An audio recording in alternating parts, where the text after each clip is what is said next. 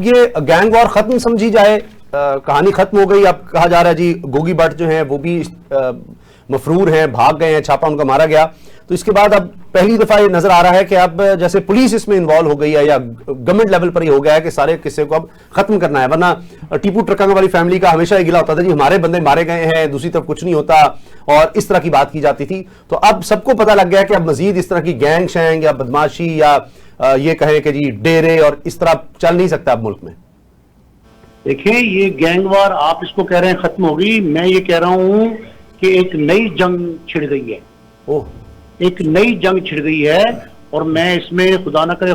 خاکم بادان مزید جو ہے نا اس میں خوریزی دیکھ رہا ہوں, مزید خوریزی. ایک دوسرا یہ ہے کہ یہ گینگ وار اس طرح کی تھی نہیں جسے انڈر ورلڈ کہتے ہیں, کبھی گینگ وار کہتے ہیں, کبھی دشمن داری کہتے ہیں. یہ سارے میرے چشمدید واقعات جو ہیں نا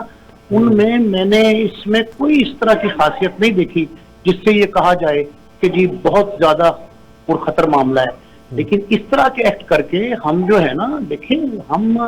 ایک نئی بحث چھیڑ دی ہم نے, اور دوسرا یہ ہے کہ ایک نئی راہ کھولی ہم نے خون کی جو بہتی ندی یا خوریزی ہے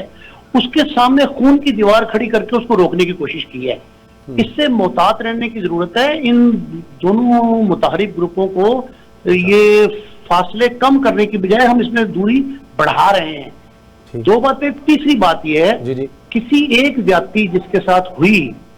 اس کو دوسری زیادتی کے ساتھ نہ تو نعم البدل کے طور پہ لیا جا سکتا ہے, نہ اس کے